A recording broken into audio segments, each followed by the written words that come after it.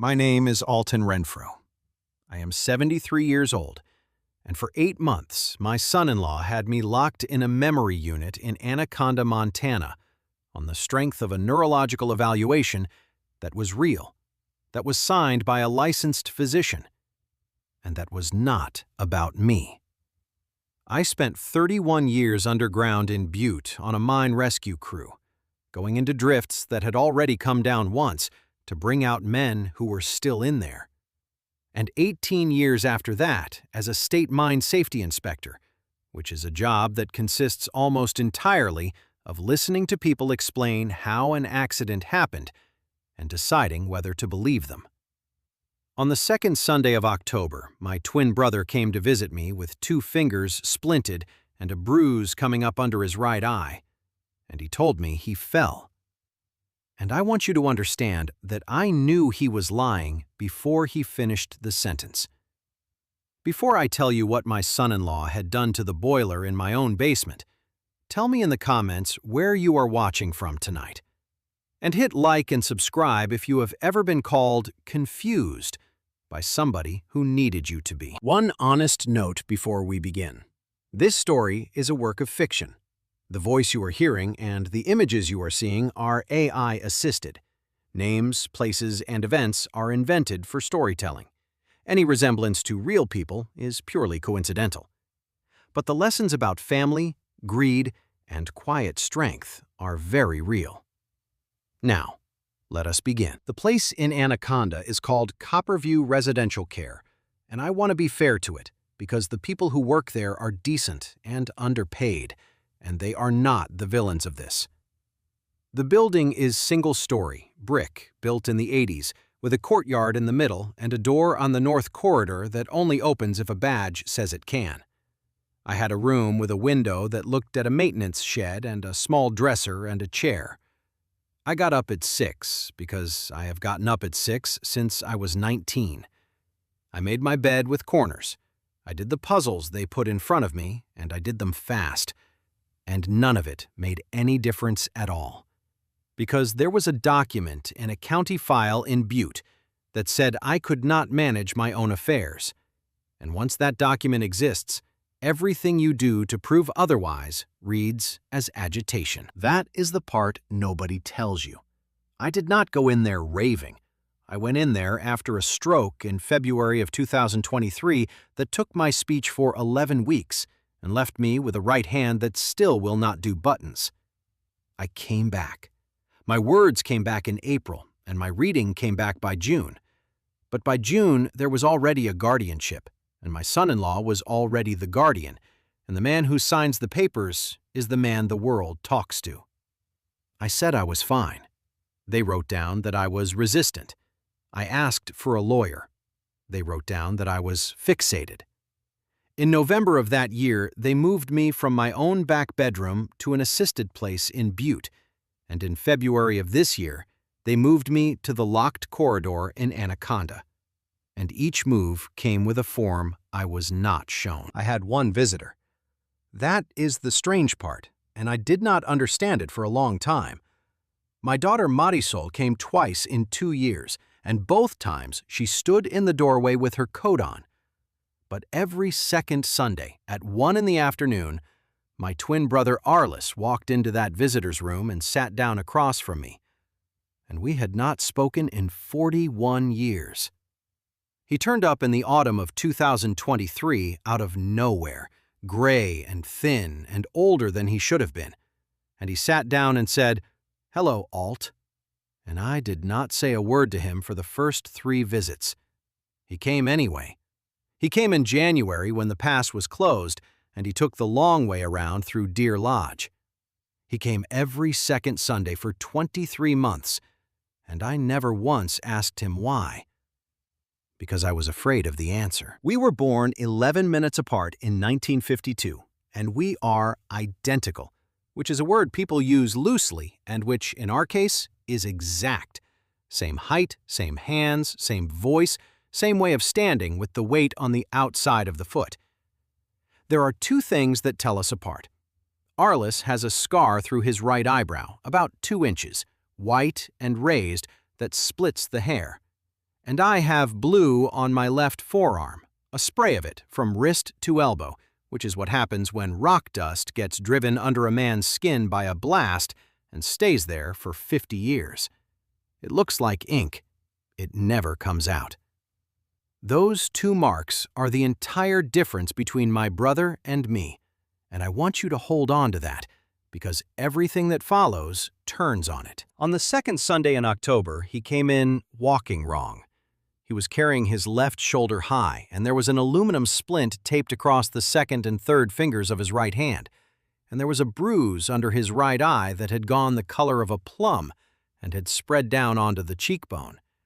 He sat down and put the hand in his lap out of sight and said, "Do not start. I fell on the back steps. They ice up." And I sat there and looked at him. I have written up more falls than I can count.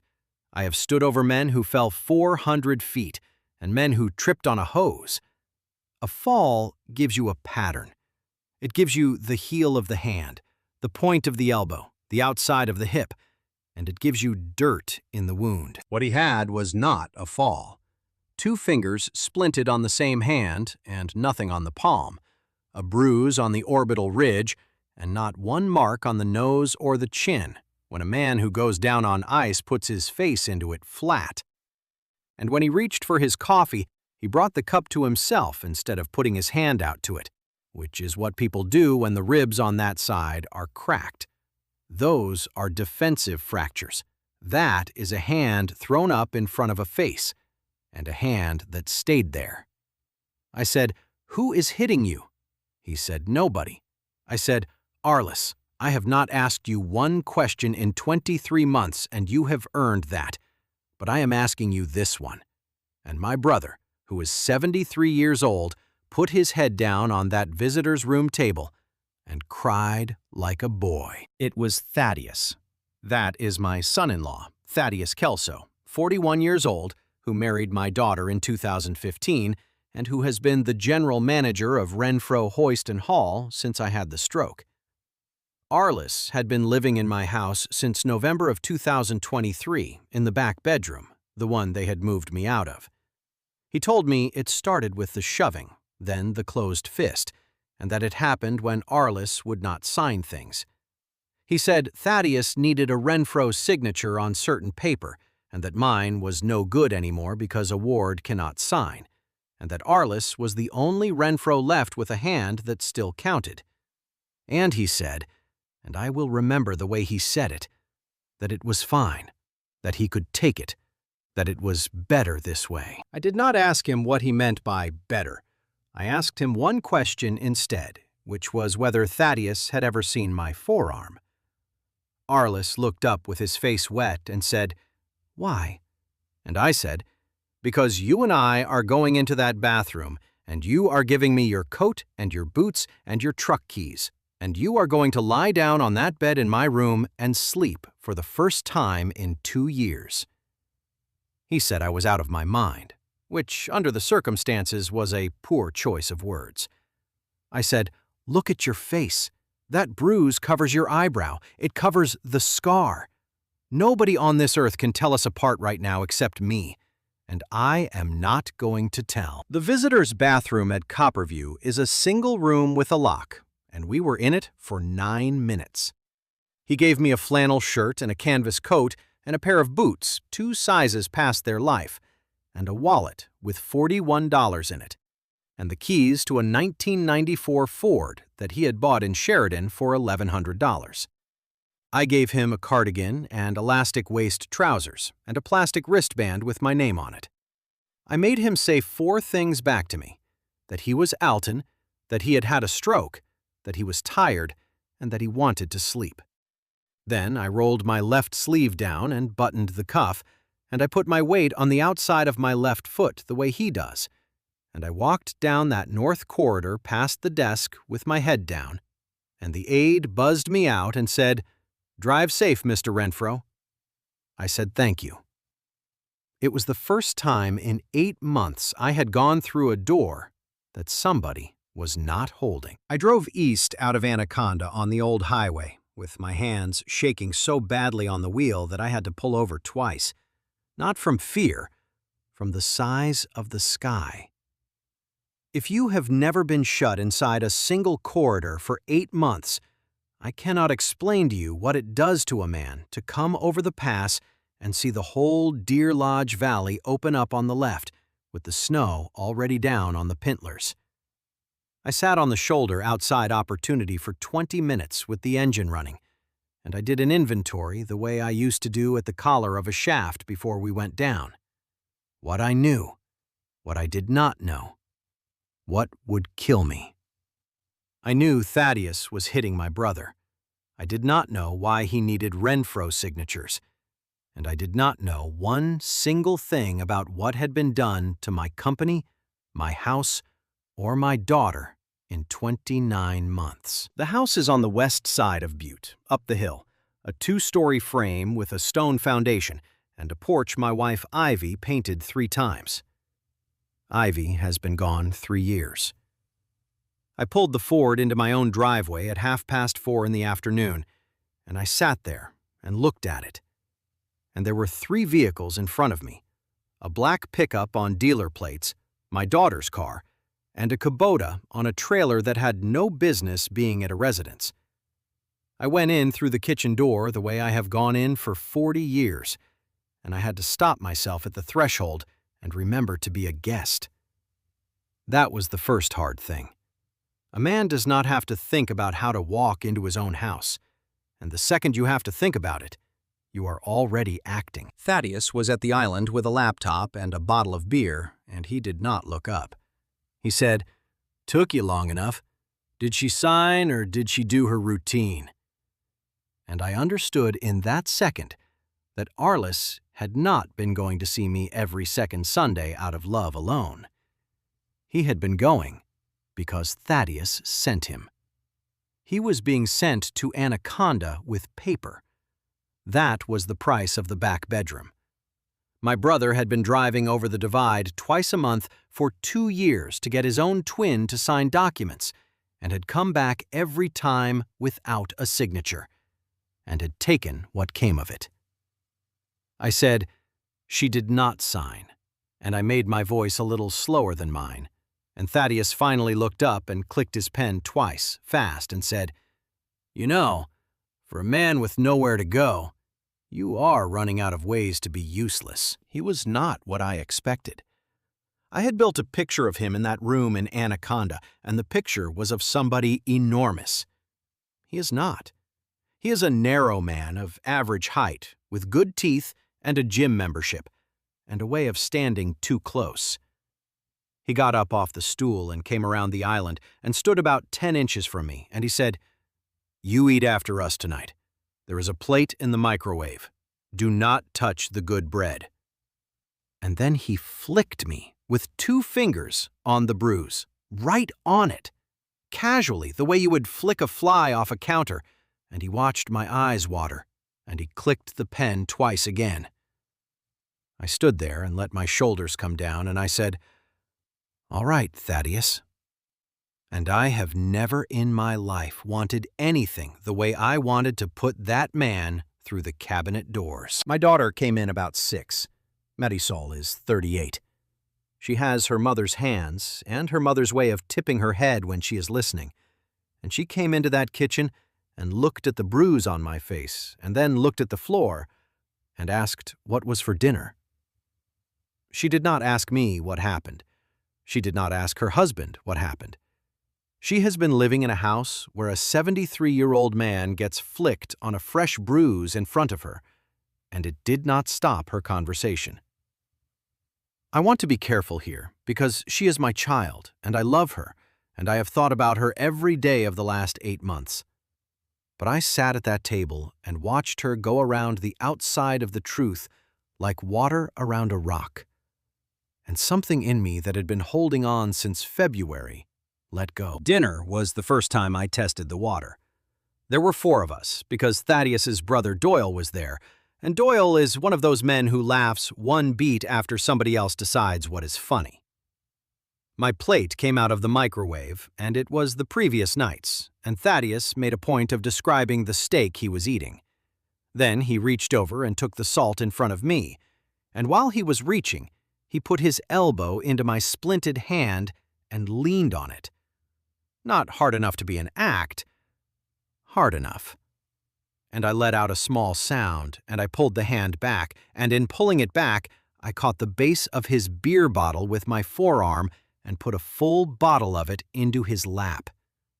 He came out of that chair like a cat. Marisol said, "Dad," and then caught herself and said nothing else at all. I got the floor for that. Down on my knees with a dish towel, wiping up beer, while a 41-year-old man stood over me with his hands on his hips, telling Doyle that this was what he dealt with. And here is what I want you to understand about being on that floor.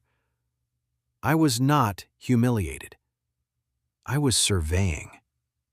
From down there, I could see the underside of the island where the outlet was, and the gap under the pantry door, and the fact that the basement door had a hasp and a padlock on it that was not there when I lived in that house, and that the padlock was open and hanging on the loop. I have crawled into places that killed better men than Thaddeus Kelso. He thought he had me on my knees.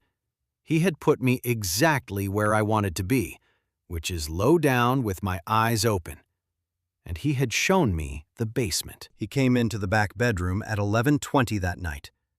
I had been lying on top of the covers, fully dressed, for 2 hours with my boots by the bed, and I heard him on the 4th stair, which has always talked.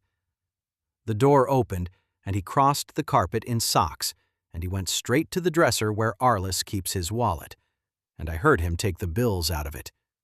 And then I heard him unscrew the cap on Arliss's blood pressure bottle and shake some of them into his hand. And then he came and stood at the side of the bed and leaned over me in the dark and said, very quietly, in a voice you would use on a child, "We could just stop feeding you. You know that."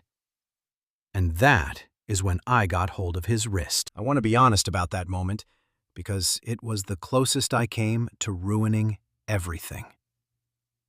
31 years on a rescue crew gives a man 4 arms he does not lose. I got the wrist, and I closed on it, and I found the place between the 2 bones with my thumb, and I heard him gasp, and I felt him go up on his toes trying to get away from the pressure, and for about 2 seconds I was going to break it. Then I let go. I let go, and I made a confused noise, and I said, "Alton, is that you?" in a fogged old voice, and I rolled over. And Thaddeus stood there in the dark, holding his wrist, breathing hard, deciding what had happened. I heard him leave. I heard him stop in the hallway. And then I heard him go, and I lay there with my heart going, and I thought, all right, now he is afraid, and he does not know of what, and that is the best possible place for him to be. I was in the basement at 5 the next morning with a flashlight. The boiler in that house is an oil-fired unit I put in myself in 1991, and I know every inch of it. And the first thing I saw was that the flue pipe coming off the top of it into the chimney thimble had been pulled and put back badly. There was a 1/4-inch gap at the joint, and the pipe was tilted the wrong way, sloping back toward the appliance instead of up, and there was fresh soot fanned out on the joist above it in the shape of a plume. That is not wear. A flue pipe does not tilt itself.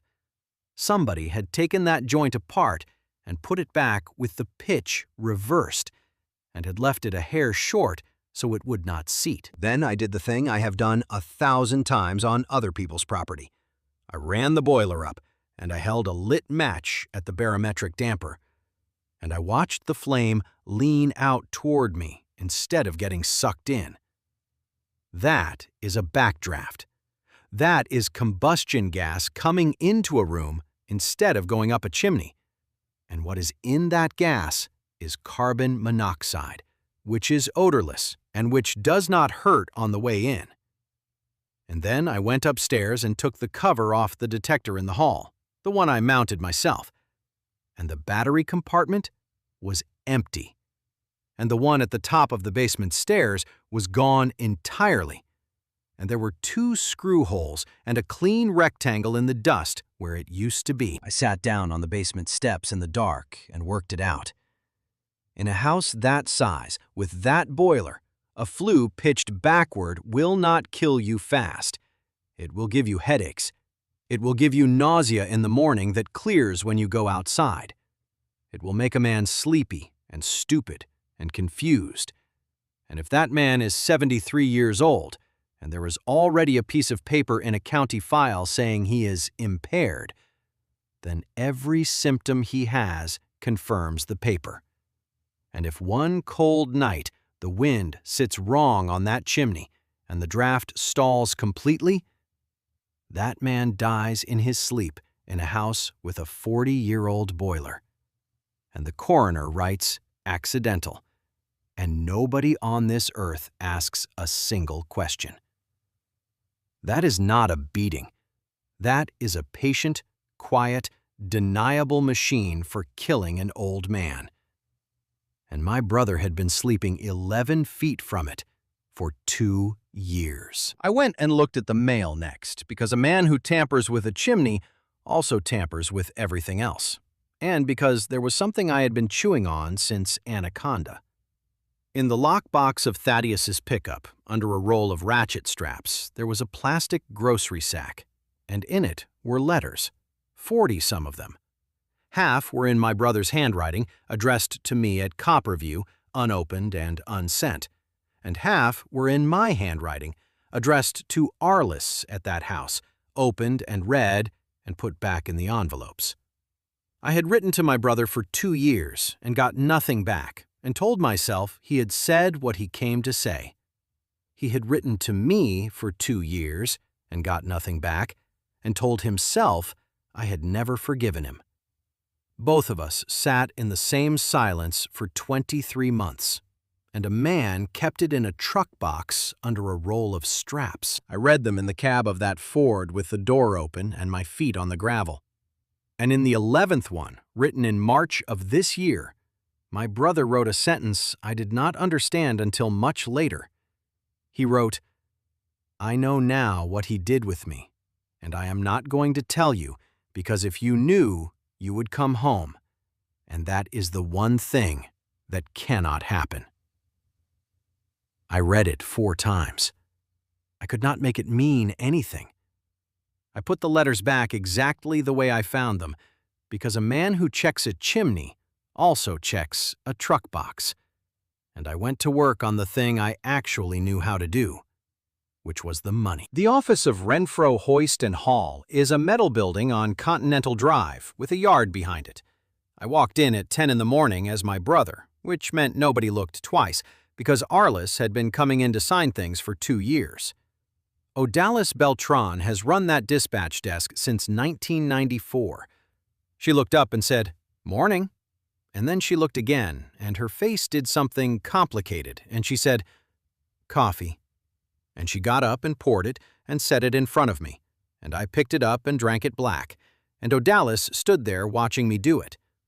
Arliss takes 4 sugars. He has taken 4 sugars since we were 11 years old. I looked up, and she was still standing there with the pot in her hand, and neither of us said anything for about 4 seconds. She took me into the parts room and shut the door and said, "Alton." Not a question. I said, "How?" And she said, "Because Arliss cannot drink coffee black, and because you came in that door and looked at the load board before you looked at anybody, and Arliss has never once cared what is on the load board." Then this woman, who has known me for 31 years, started to cry, standing up, with her arms folded, the way people do when they have been holding something a long time. She said she had been calling Copperview since June and being told I was not accepting calls. She said she had gone to the county and been told she had no standing. She said, "They told all of us you had lost your mind." And I said, "Odalis, I need to see 2 years of vendor payments, and I need you to not tell one living soul." It took her about 40 minutes to find it because she already knew where to look, which tells you something. There was a haul contract with an outfit called Bitter Creek Reclamation Services, invoicing between $11,000 and $19,000 a week for material moved out of the Sunbeam pit south of Whitehall. And I sat there with those invoices, and I want you to appreciate what happened next, because this is the one part of the story where being an old man was an advantage. I spent 18 years as a state mine safety inspector. I have been to every active pit and quarry in 6 counties. The Sunbeam pit stopped producing in 2017, was reclaimed in 2019, and I personally walked the closure with the operator and signed the final on it. There is nothing in it now but a fence and a pond and some seeded grass. Renfro Hoist and Haul had paid Bitter Creek Reclamation Services just under $2 million over 26 months to move rock out of a hole that has been full of water since before my wife died. Bitter Creek is registered in Wyoming to a mailbox in Sheridan. O'Dallas pulled the bank detail, and every payment went out on Thaddeus's signature under a general manager authority that I had never granted anybody in the history of that company, and that had been created by resolution of a board of 1, 3 weeks after my stroke.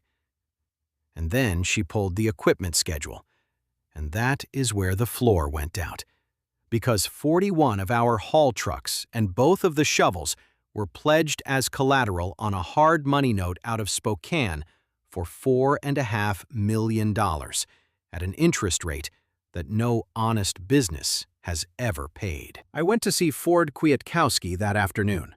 Ford has been my lawyer since 1986. He is 81 years old, and he keeps his office above a bar on Park Street because he likes the stairs. He knew inside of a minute. He said, "Arliss walks with his left foot out, and you have never in your life sat in that chair without putting your hat on the desk." Then he listened to the whole thing without moving, and when I was done, he took his glasses off and said, "Alton, I need to tell you something that has kept me up for 2 years." He said he had fought the guardianship. He said he had filed to have it reviewed twice and been denied both times, and that the reason he had been denied was that the medical evidence was not thin. It was not a forgery. It was a full neurological workup done at a clinic in Helena by a physician in good standing, with a signature that checked out. Ford said whoever else they bought, they did not buy that doctor. That report is genuine. And I said, then it is genuine about somebody. And Ford Kwiatkowski, who is 81, sat forward very slowly in that chair and said, "Oh." And he got the file. It took him 2 hours and a phone call to a records clerk who owed him a favor from the Clinton administration, and what came back was the intake packet from that Helena clinic dated the 22nd of March, 2023, which is 5 weeks after my stroke, during the 11 weeks when I could not produce a sentence. Name on the packet? Alton Renfro. Date of birth? Correct. And clipped to the inside cover, the way that clinic does with every new patient, a photograph of the man in the examination chair. He had a scar through his right eyebrow. I sat in that office above the bar and looked at a picture of my brother wearing my name. Thaddeus had not forged a document. He had not bought a physician. He had driven Arliss to Helena in March of 2023, when Arliss had been off the drink for less than a year after 40 years on it, and he had put my brother in a chair in front of an honest doctor and let that doctor do his honest job. And Arliss failed those tests. Not by acting. He failed them because a man who drank the way my brother drank comes out the other side with real damage.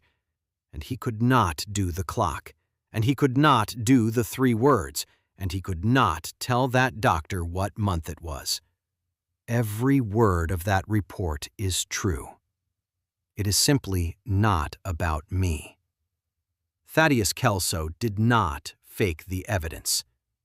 He faked the patient. And it worked because we are identical, and because nobody in a clinic in Helena had ever met either of us, and because the only 2 marks that separate us are a scar he was told was a childhood accident and a forearm nobody asked to see. 29 months of my life, my house, my company, my daughter, my brother's hand, all of it hanging off that one afternoon. And I understood, sitting there, what my brother meant in the 11th letter. I know now what he did with me.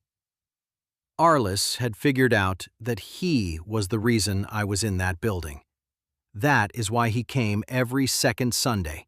That is why he took the fists and stayed in that back bedroom 11 feet from a boiler he must have suspected. He was not sheltering there. He was standing in the way. Ford wanted to go to the county attorney that afternoon with the intake photo and the Bitter Creek invoices.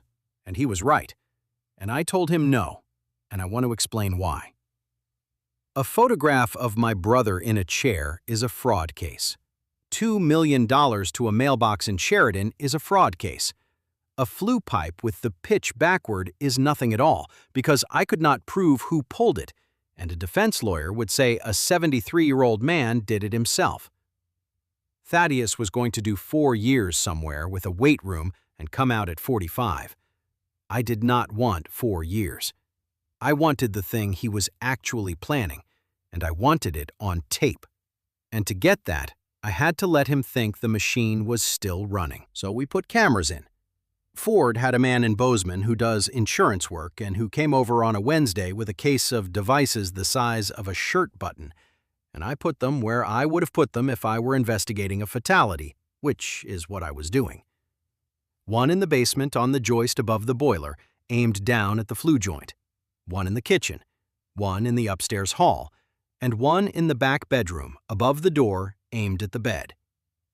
And then Ford called the sheriff's office and got us a detective named Lorna Pruitt, who listened to a story about twins and a chimney for 50 minutes without her face moving once, and who at the end of it said one word, which was sunbeam. She had grown up in Whitehall. She knew that hole was full of water. 2 nights later, I got what I was waiting for, and it came almost too easily. Thaddeus took a call in the kitchen at 9:10 with the laptop open and the phone flat on the counter on speaker, because a man who has never been caught at anything stops believing it is possible. The voice out of Spokane did not raise itself once. It said the note had been in default since the 12th, that they had a security interest in 41 trucks and 2 shovels, that they would move on it at the end of the month, and that the alternative was $2.1 million in cleared funds. And Thaddeus said, "I will have it." And the voice said, "From where?" And Thaddeus said, "The house and the life policy on the old man are 2.4 together, and the guardianship pays out the second the death certificate hits, and I have got that moving." Then he said the thing that I will hear until I die. He said, "I am bringing him home Friday. Family weekend. Everybody sees the son-in-law bring the old man home for a visit." He said the furnace in that house is 34 years old, and every inspector in the state has been writing it up for a decade. And he laughed, and he said, he will go to sleep in his own bed, in his own house, with his family around him. And it will be the saddest thing you ever heard. And the voice out of Spokane said nothing for 4 or 5 seconds, and then said, "Friday," and hung up. And I stood in the hallway of my own house, in my brother's coat, with my brother's bruise on my face, and listened to a man arrange to have me brought home to be killed in the bedroom where my daughter was born. I went and found Marisol the next afternoon, in the sunroom on the east side where Ivy grew her tomatoes. She was sitting with her feet up and a glass of wine at 2 in the afternoon, and she did not look at me when I came in. I sat down across from her, and I said her name in my own voice, not Arliss's slower one. Mine. And my daughter's head came up very slowly, and she looked at my face, at the bruise, and then down at my left arm, and I unbuttoned the cuff and rolled the sleeve back and showed her 50 years of blue under the skin. and she made a sound like something coming out of her, and she said, "Daddy." And then she said, "Oh, God." And then she said, "You have to go back." That is what she said. Not, "What have they done?" Not, "How did you get out?" She said, "You have to go back, because if he finds out, he will take it out on everybody. And I have 2 children and no money of my own, and I have not worked since I was 26. And I sat there and let her say all of it. She said she did not know about the pit or the note. I believe that. She said she thought the guardianship was to protect me. I do not believe that, and I told her so, because a person who believes a guardianship is protection does not stop visiting the ward. And then I asked her the only question that mattered, which was whether she had ever once seen her husband put his hands on her uncle. And she looked out the window at her mother's tomatoes and said, "He has a temper, Dad. Everybody knows that." I told her what was on the tape. I told her about Friday and the flu and the batteries out of the detector and the 2.4 million. And I watched my daughter's face while I did it. And what I saw was not disbelief. It was a woman doing arithmetic. She sat there and worked out what it would cost her to have heard that. And when she got to the number, she started to cry. And she said, "He would not." And I said, "Marisol, he described it to a lender in Spokane, and then he laughed." And she asked me what I wanted her to do, and I said, "Nothing at all. Go to your sister's in Missoula on Thursday and take the boys, and do not come back until somebody calls you." And she went. She did not call the sheriff. She did not call her husband. She packed and she went. And I have had 2 years to decide how I feel about that, and I still do not know. Friday came in cold, with the first real snow of the year on the highlands. Thaddeus drove to Anaconda in the morning to collect the old man, and what he collected was Arliss, in a cardigan and a plastic wristband, who had spent 11 days sleeping in a bed nobody came into at night, and who looked better than he had in 2 years. And I want you to imagine the drive back over the divide, because I have. My brother sitting in the passenger seat of that black pickup with his hands in his lap, being driven home to be killed, knowing it, having agreed to it, because when I called him at Copperview and told him what I needed, he did not ask me a single question. He said, "What time do you want me there?"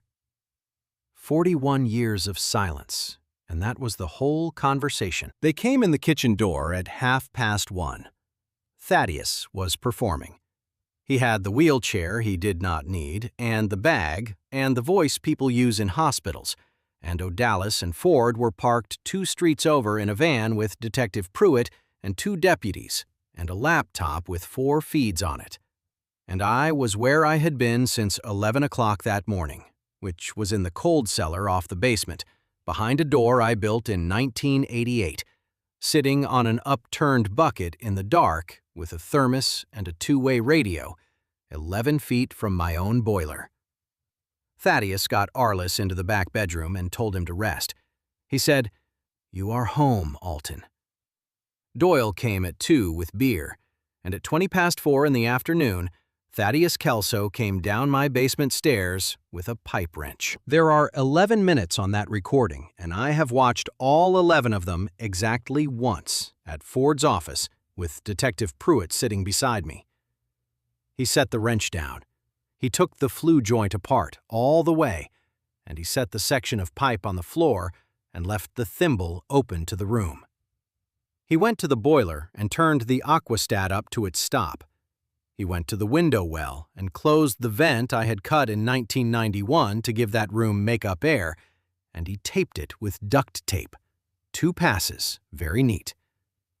And then he stood there in the middle of my basement in the light of 1 bulb, and he took out his phone and he made a call. And he said, "It is done down here." And he said, "No, it takes hours. That is the whole point." And then he laughed and he said, "I will find him in the morning." And then he said to nobody, to the empty room, out loud, in a voice like a man closing out a shift, "Well, you should have signed the papers, Alton." I came out of the cold cellar. I do not know what he heard first, the door or my boots on the concrete, but he came around with the wrench up, and then he stopped, because what was walking toward him out of the dark of my own cellar was a man in a canvas coat with a bruise under his right eye. And he had put that bruise there himself, and he knew exactly where he had left that man 11 days ago, and it was upstairs in the back bedroom. He said, "Arliss," and I said, "No," and I rolled my left sleeve up. He looked at my arm for a long time, longer than you would think, and I watched a man rebuild the last 2 years of his life from the bottom up, and I watched him get to the clinic in Helena, and I watched him understand that the one clever thing he had ever done in his life had been done back to him by an old man he had been flicking on the face at his own dinner table.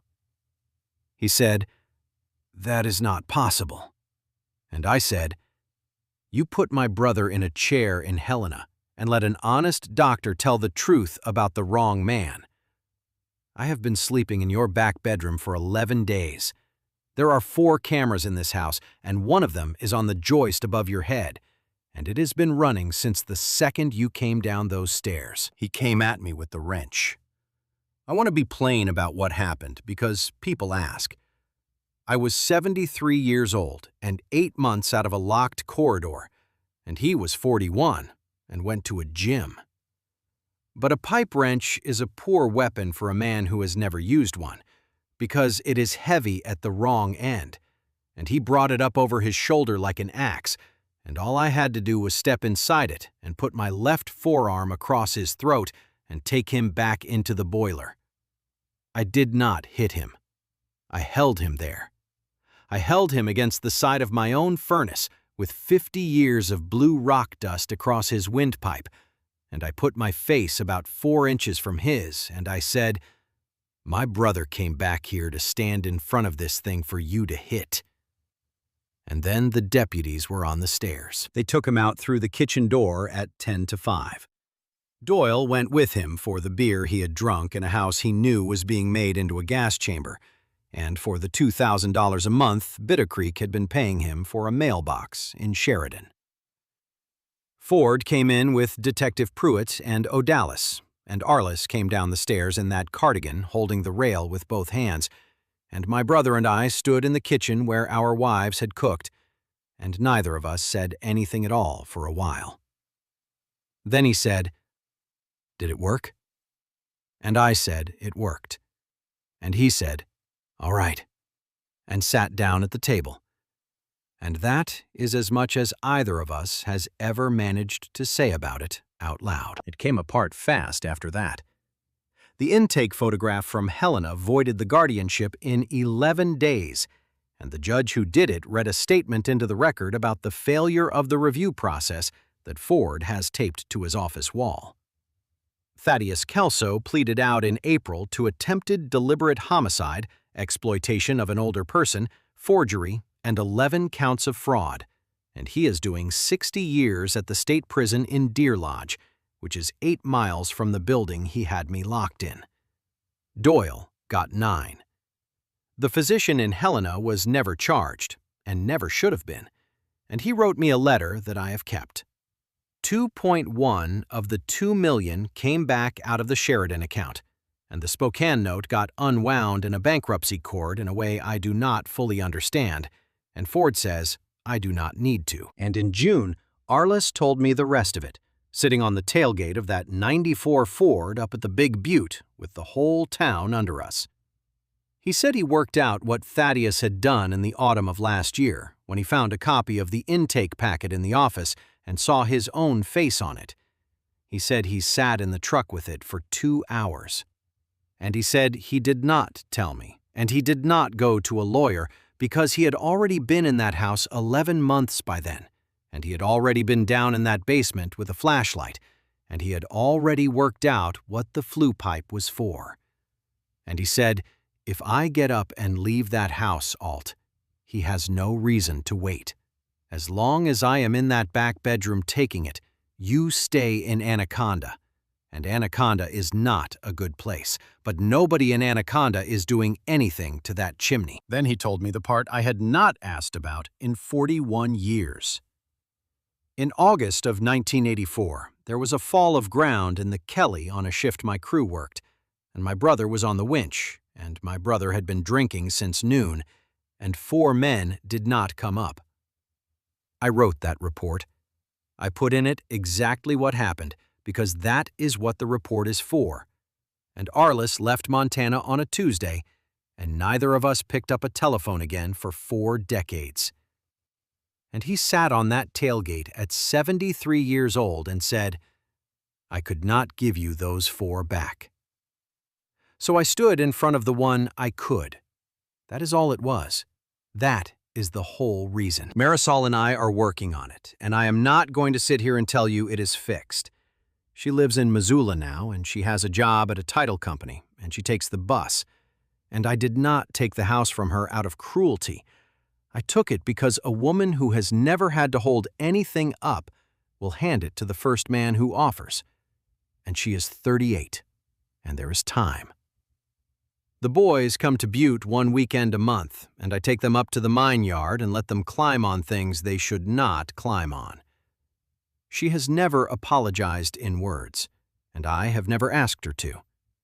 She calls on Sunday nights. She calls every Sunday night. I have decided that counts. I sold Renfro Hoist and Haul in the spring to the employees, which took Ford 8 months and cost me about 1/3 of what a stranger would have paid. And Odalis Beltran runs it now, and is better at it than I ever was. What I kept, I put into a thing we called the Ivy Renfro Fund, which pays for one narrow and specific thing, which is independent medical reevaluation for people under guardianship in this state who say they do not belong there. Because here is what I learned. Everybody assumes the paper gets faked. The paper almost never gets faked. The paper is real. It is honest doctors doing honest work on the wrong body. And there is no box on any form in Montana that asks whether the man in the chair is who the man driving him says he is. We have paid for 206 reevaluations. 19 of them came back clean, and 19 people went home. Arliss lives in the front bedroom now, the one that gets the morning. He has a scar through his right eyebrow, and I have blue on my left forearm, and we are 73 years old, and we have breakfast at 6 because that is when we have always got up. The boiler is gone. I had the whole system pulled in May, and I stood in the driveway and watched them put it on the truck. And then I went down and mounted 2 detectors on the wall at the bottom of the stairs, hardwired, no batteries, and I test them on the 1st of every month out loud so my brother can hear me do it. This is a work of fiction, and the voice you have been listening to is not a living man. But the lesson under it is as real as cold iron and bad air. I spent 18 years walking into rooms where somebody had already decided what story the evidence was going to tell, and the trick was never finding a lie. The trick was noticing which question nobody had thought to ask. Thaddeus Kelso did not beat a single system. He walked a man into a clinic and let everybody do their job correctly. And not one person in that building, or that courthouse, or that locked corridor in Anaconda ever asked to see the forearm.